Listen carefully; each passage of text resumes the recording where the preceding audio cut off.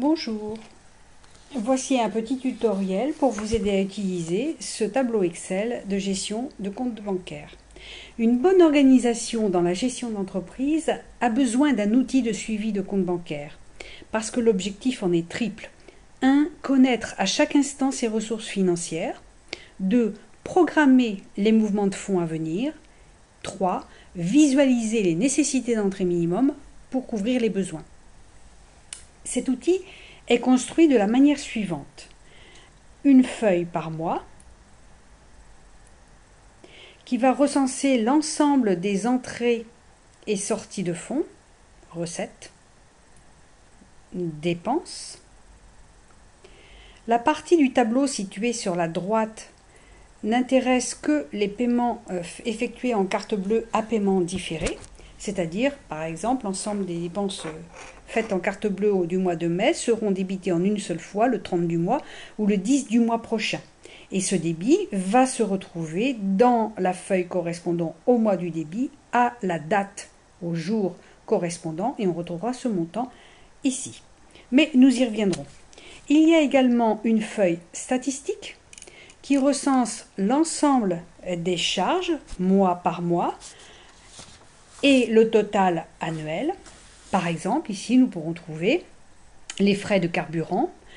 Quels ont été ces frais en janvier, en février, en mars? Quel est le montant total d'argent dépensé pour les frais de carburant?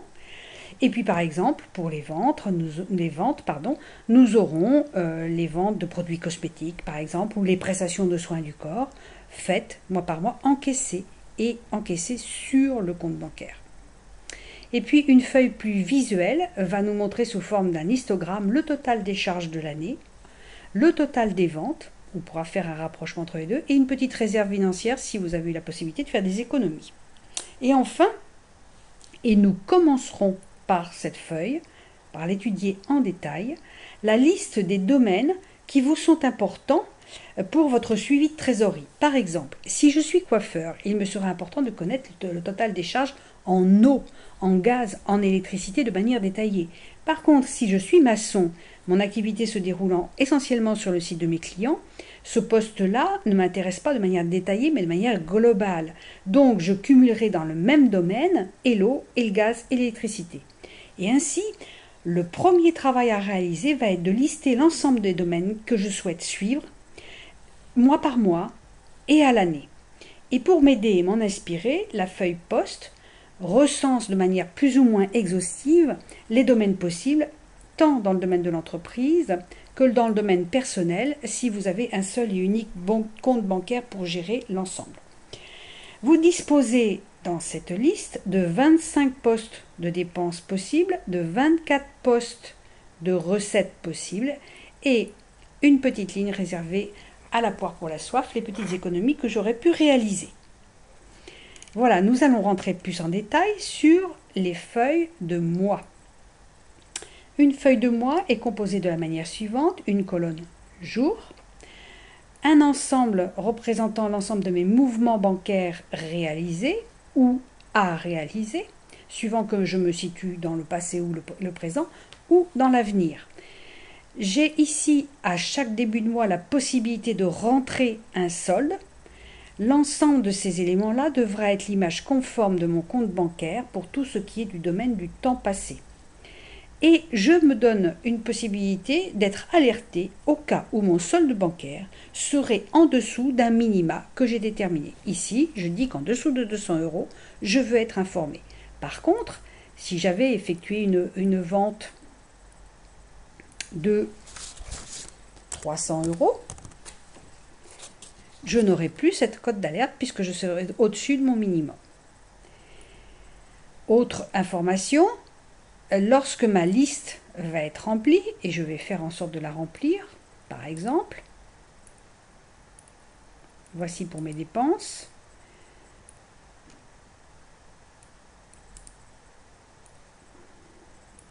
Voici pour mes recettes. Maintenant que j'ai listé l'ensemble des domaines qui m'intéressent, je vais pouvoir travailler sur les différents mois du compte bancaire. À supposer que j'ai commencé mon suivi de compte bancaire au 1er janvier, que mon solde sur mon relevé de compte bancaire au 31 décembre était de 2150 € et que au 1er janvier, j'ai eu des rentrées d'argent autres, c'est-à-dire des cadeaux de fête de fin d'année, sous forme d'un chèque qui m'a été remis, et c'est un don familial de 100 €. Voilà, vous voyez que le solde s'incrémente de lui-même. Et puis le 5 du mois, j'ai dû payer mon loyer. C'est fait sous forme d'un virement bancaire et ce loyer, c'est le loyer de janvier. Et je sors 350 € de loyer. Mon solde se met à jour. Et puis le 6 du mois, je dois payer mes assurances. C'est sous forme d'un chèque. Ce chèque porte numéro 122 et mon assureur s'appelle AXA et je paie mon assurance au mois le mois et j'ai 45 € par mois. Donc ça va être plutôt un prélèvement. Si cette charge-là est mensuelle sur les 12 mois, je vais recopier au 6 de chaque mois le poste de charge.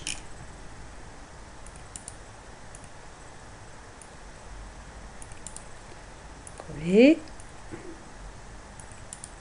Et ainsi, je vais pouvoir incrémenter toutes les charges qui sont éventuellement mensualisées ou dont vous connaissez les dates d'échéance. C'est prévisible, par exemple RSI, si vous êtes au régime réel simplifié, le RSI, vous savez que vous recevez votre appel de cotisation annuel, vous saurez que le 5 février, vous allez avoir versé 350 €, le 5 mai 350 €, le 5 août 350 € et le 5 octobre 650 €. Vous pouvez placer l'ensemble de ces charges-là sur vos mois. Elles seront automatiquement débitées comme si vous les aviez payées en réalité. Ça va vous permettre de voir quel est le solde de votre compte bancaire en ayant couvert l'ensemble de vos charges. Je reviens sur mon mois de janvier, donc je paie mon assurance. Le 9 du mois, j'ai travaillé, donc je fais des ventes. Comme je suis coiffeuse, j'ai fait des prestations, j'ai encaissé, j'ai déposé tous mes règlements par chèque. Donc ce sont des coupes, hein, par exemple, j'appelle ça des coupes, et j'ai encaissé 322 €. Et puis comme je suis allée à la banque j'ai tout fait en même temps, j'ai également l'ensemble de mes produits revendus. Et là c'est une remise d'espèces par exemple, et ce sont des cosmétiques. Et j'ai vendu pour 145 € de cosmétiques. Je suis au 15 du mois. Au 15 du mois, je paie mes fournisseurs. Fourniture d'entretien, non. Fourniture matière administrative, non.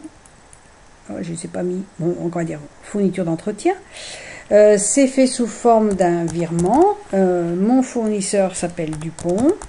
Et je lui paie la facture de ma commande qui a été livrée début du mois, et il s'agit de 1345 €. Vous voyez que mon solde se met à jour automatiquement, et je vais pouvoir positionner l'ensemble de mes recettes, l'ensemble de mes charges en fonction des domaines que j'ai déterminés. Sachez que si vous ne mettez pas de domaine, vous ne retrouverez pas les données dans le tableau statistique et tout sera faussé quant à la lecture et l'analyse de votre tableau. Il est impératif d'associer à chaque ligne un domaine d'appartenance du poste de charge ou du poste de recette. Revenons à mon solde. Je me suis donné comme montant limite d'alerte de 100 €. Si je m'étais donné comme montant limite d'alerte 1000 €, je serai en cote alerte à partir du 15 puisque je serai en dessous de la base minimale que je me suis affectée.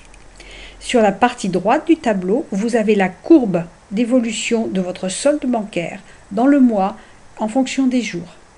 Si ma situation bancaire faisait que là j'ai 3450 € à payer, je suis donc dans le négatif, je verrai que je passe en dessous de la ligne des zéros. Donc cette petite courbe vous permet de voir où vous vous situez par rapport au point zéro.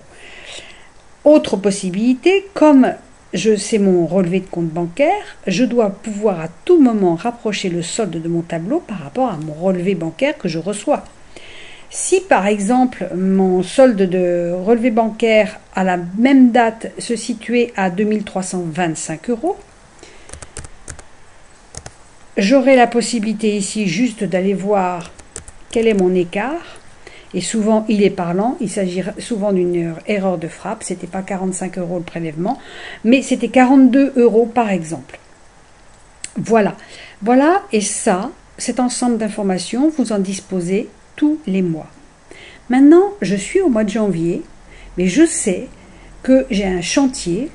J'ai une facture de vente au client qui va être encaissée en février. Je devrais l'encaisser probablement aux alentours du 15. Il s'agit de vente de prestations.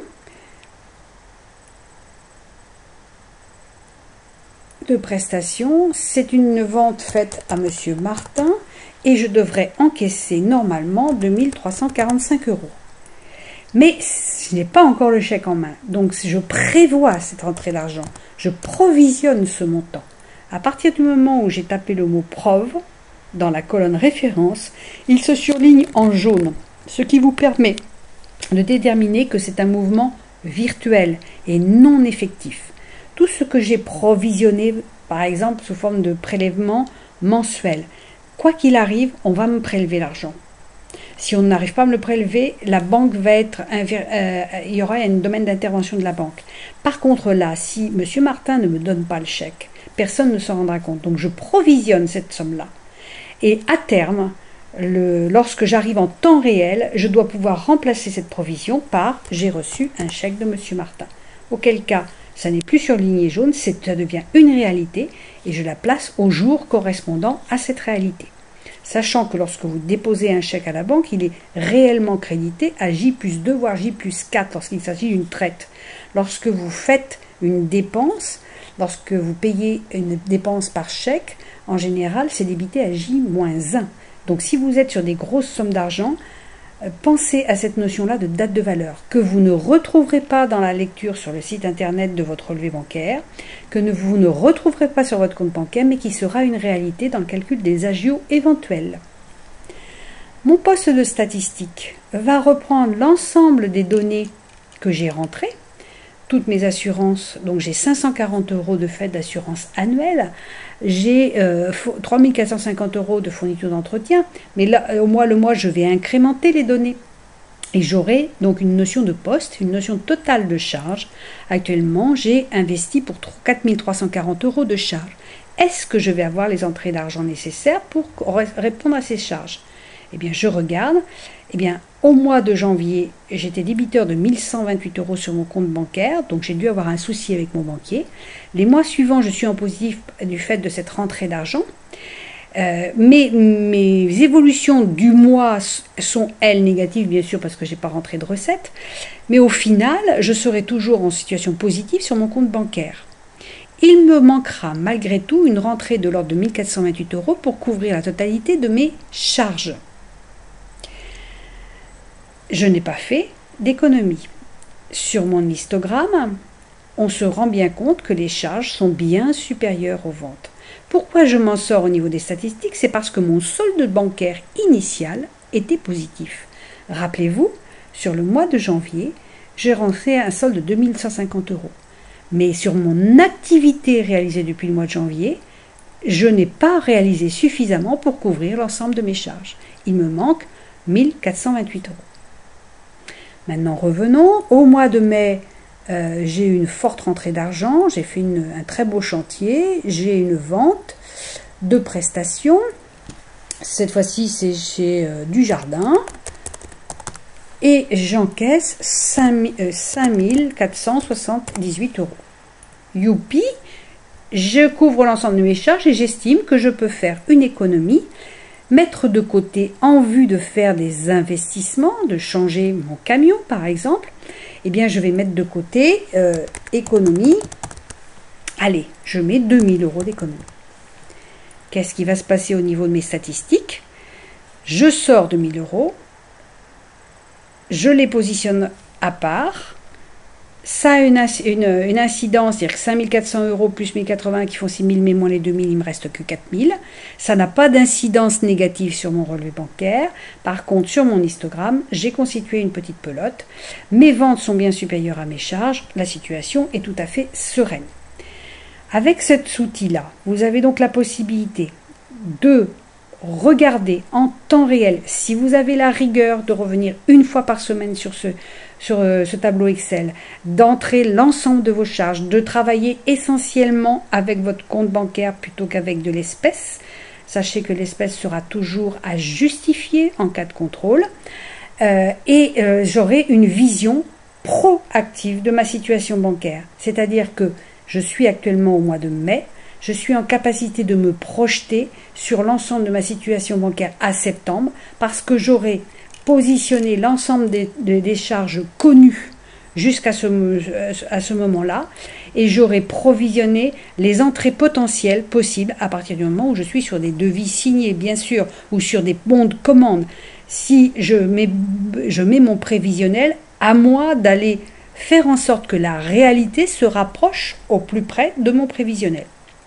Vous remarquerez que sur ce tableau des statistiques, il y a une partie grisée et une partie claire. La partie claire représente le présent et le passé. Nous sommes au mois de mai. La partie grisée, l'avenir. Je peux avoir des provisions sur cette partie-là. Il est hors de question que j'en ai sur cette partie-là parce que ce ne serait pas l'image de la réalité. De même dans les ventes, vous avez un surlignage vert qui indique le mois en cours.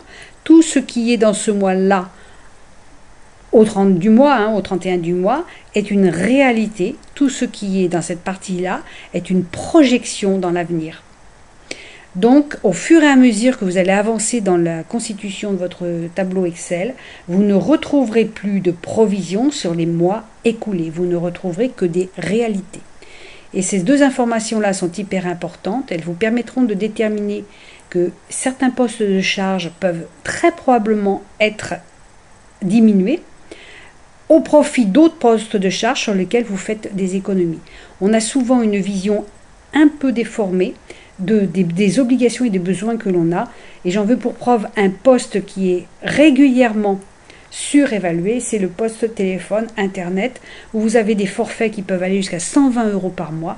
Multipliez 120 euros par 12 mois et vous verrez que le poste de charge total de l'année en téléphone est énorme, au détriment peut-être, pourquoi pas, d'une petite source d'économie en vue d'assurer un meilleur entretien du véhicule parce que vous utilisez un véhicule pour effectuer votre activité professionnelle, ou bien de faire des économies pour avoir un apport financier pour renouveler votre véhicule. Donc un des usages de ce tableau, c'est aussi de voir la façon dont on dépense son argent, que ce soit dans le domaine personnel, dans le domaine professionnel, et encore a fortiori lorsque les deux sont cumulés. Je suis à votre disposition pour toute explication complémentaire que vous souhaiterez. Aucune des formules n'est protégée. Donc, ce que j'ai réalisé, c'est que lorsque vous ouvrez votre tableau Excel, une sauvegarde automatique se réalise et elle va se placer dans le même dossier que votre tableau. Vous le retrouverez sous forme de jours, mois, années, heures, minutes et secondes transformées en décimales. Et à chaque fois que vous ouvrirez votre tableau, à chaque fois une sauvegarde initiale se fera. Charge à vous de maintenir votre dossier de manière propre pour n'avoir que la dernière sauvegarde ou les deux dernières sauvegardes en cours. Donc il faudra supprimer régulièrement les fichiers. Mais si vous étiez amené à faire un mauvais geste, supprimer une formule par exemple, ou faire une grave erreur sur votre fichier, vous n'auriez perdu que votre activité courante du moment de votre action, mais non pas ce que vous aviez fait antérieurement. Voilà, à bientôt.